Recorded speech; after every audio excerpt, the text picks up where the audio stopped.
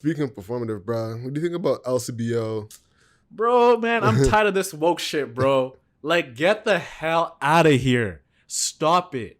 Stop it. Like, let me composure, bro. No, let be Bro, free. like, how is Russian vodka like good? How is Russian vodka impacting um like The war. oh yo, I saw Doug Ford mention this shit and I was so cheesed, bro. I was like, Hmm. why are you doing that? What's that gonna do?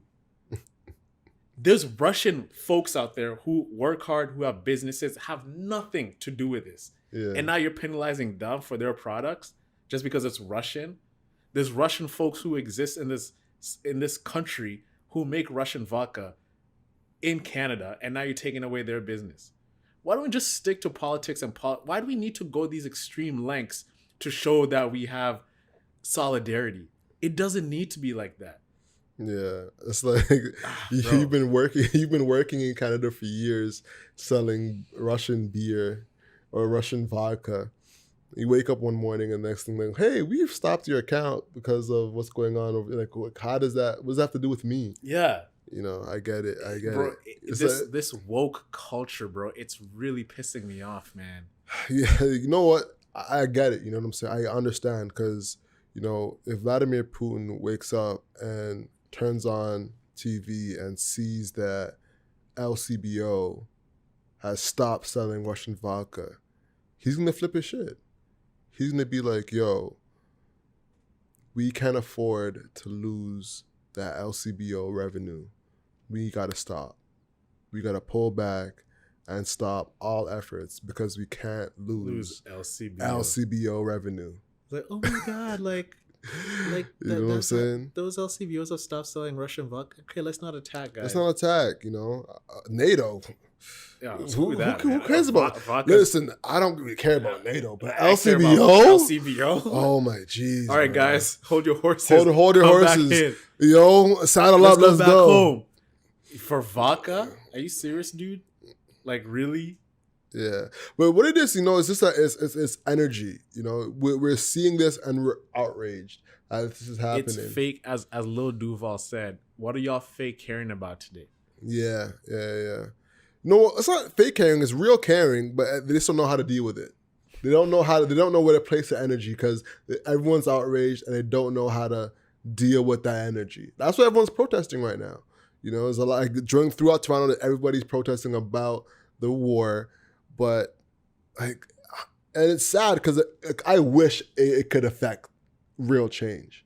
Like I wish, Russian oligarchs would see that and be like, "Yo, Toronto's protesting.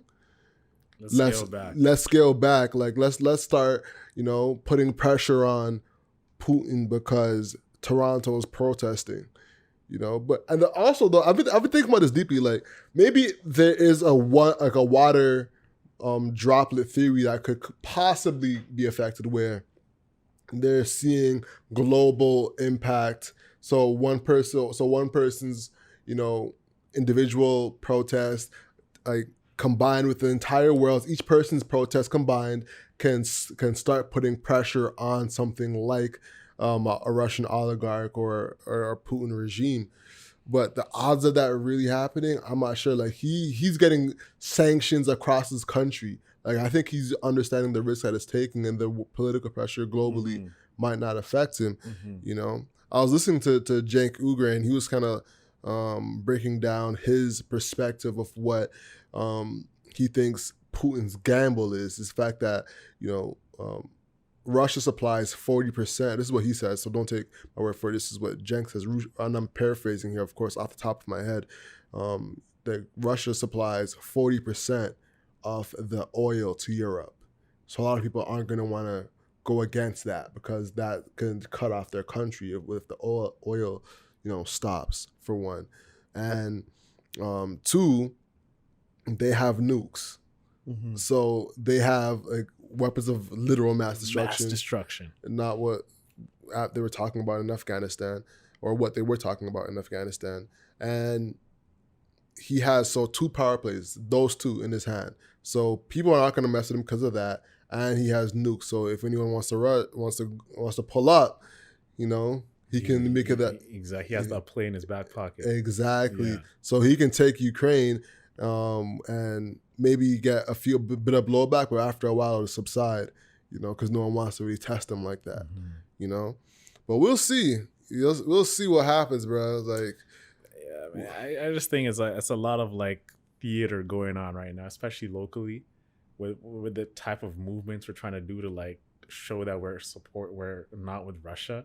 And going back to the LCBO thing, that was the last straw for me.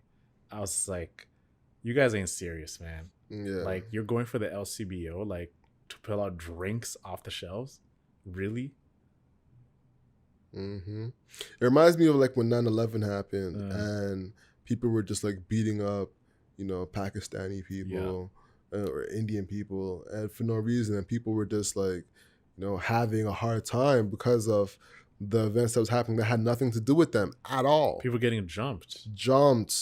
You know, It's still that still had a residue till this day, where if a guy in a hijab, if a woman in a hijab, or a guy wearing like, you know, like the traditional Muslim garb, they're getting looked at different in a plane. The guy stands up to go to the bathroom, everybody has their like butt clenched. Because they're thinking, wow, like, what? Picturing everybody's butt clenching up as he gets up is hilarious. Like, my God, people are just, you can see the tension on their shoulders. Oh shit, what's he going to the bathroom to do? That's fucked up. You know, it's just like, and the thing is, the media doesn't help because it perpetuates the same image in movies and shows and everything like that. So we never let go of it. Now Muslim guys are known as bombers. Yeah. The media. It's so sad, bro. Yeah, it is sad. We're working towards wrapping up, man. But how do you see this affecting business here in Canada and Toronto? Honestly, dude, I don't even know. I don't know. I just, I don't know, man. Gas is gonna shoot That's up. true. Because gas, like, it's now $100 a barrel now. It's just gonna go up. Jeez. I have no idea. You have a whip. Kristen drives, right? Mm-hmm. Yeah. So that's like how much dollars per liter? Like $2. Probably. It's gonna get high. $2.50 now. It's gonna get high. Like, what do you even do? Like, that's like $100 a week on gas. Yeah. I think that's gonna be like very affected. I wonder what else Russia really provides that's gonna be, it's gonna have an impact on the country. We'll see. Honestly, this might drive us more towards electric vehicles. This might like speed up the production of electric vehicles because the government says, yo, gas is slowing down, the price is going up, let's ramp up the efforts and and it goes into their plans of like measuring your carbon footprint too, man. Like, if we can eliminate this, if we're using Russia as like a place to like talk about climate change and how cars affect the climate, this is a way to introduce, and this goes back to the whole plan of like the whole Great Reset. The carbon footprint is going to be part of like what you do. So if you can drive today because you've already used some of your carbon footprint mileage or something like that, or you can't be flying today because you've already used up everything. Oh, that sounds horrible, bro. This is what's happening, man. It's where go listen to this podcast with Majid Nawaz. He was on Joe Rogan, and he's talking about what they're rolling out, especially with climate change.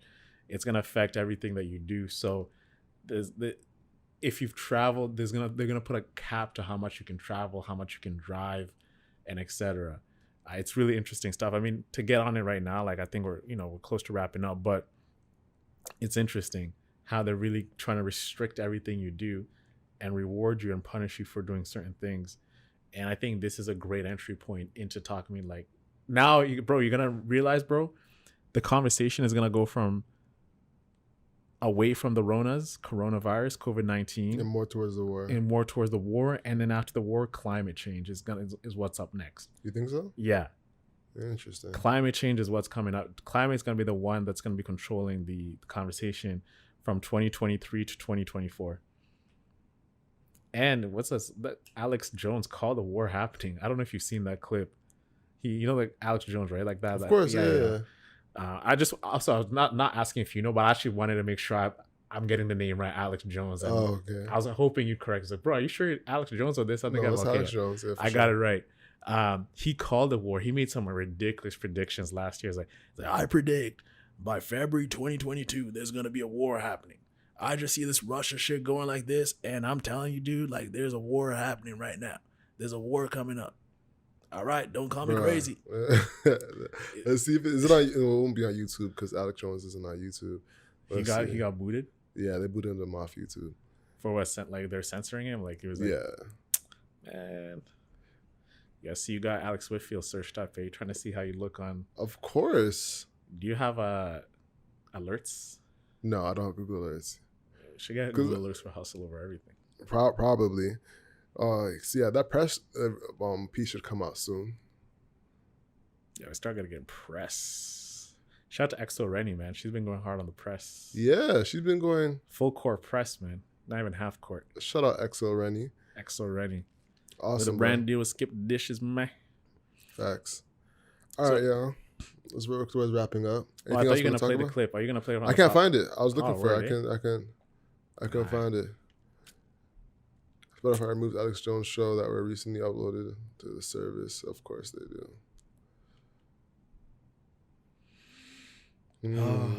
Yeah, I can't find it. Guys, I hope this wild card episode had been wild for you. We went crazy for this. Right, Al? Were you going wild for this? Dog. No, not at all. I'm such a dork, bro. I appreciate your dorkness, my guy. We're wild. We're going wild. We're crazy. All right, work towards wrapping up, man. If you haven't already, make sure you go check out flashbox.co if you're selling in Toronto. And guys, I just got a brand new iPhone, man. Al. On other news, man. Guys, you don't know how big this is for me. Every time I was recording something, I get the message, not enough storage space. Imagine you're having a vibe, you're trying to capture a moment, and then you record 3 seconds in, and boom, you're met with that notification. Yo, you don't use iPhone, but you don't even know my problems. But storage space is a regular thing. That happens on every phone. It happens on every phone, but I got a brand new iPhone 13. I had an iPhone 7. I had that since 2017. No scratches, no nothing. 32 GB, and I made the upgrade, bro. Like, life is so blessed. Like, I'm just like I downloaded all my apps again. Now I can use Uber without offloading it and then downloading it again. I go back on Reddit now. I can get my Facebook app back. I can get TikTok back on my phone now, bro. Amazing. I'm happy for you. You don't know. You're just looking at me like, I'm bro, it's just a phone, man. I'm like, bro, it's, you know, my struggles, man. I know your struggles. Bro, like, look at this, man. Like, just look at the screen on that. I can even just look at it and just like lock in. This is very compelling content right now. Like I walk in, man, I'm just so happy. I can't get over this phone, man. I know I'm gonna get over it in 2 months. It's gonna be like, it's just a phone, but it still has like that new car smell. Honestly, I'm thinking about getting a new phone too. Bro, get on the iPhone, bro, because sometimes you post some pics and like, I'm like, bro, you posted this on Android. I think Dan said that to you, right? Yeah. So I'm thinking about getting an iPhone. That might be my next move. Come on, join the club, bro. You're already on the MacBook Pro. So, yeah, man. With that being said, that wraps up the podcast. Hustle what you can't control. So control your grind and control your life. I'm Alex. And I'm Owen Osinde. It's a show, y'all. Peace.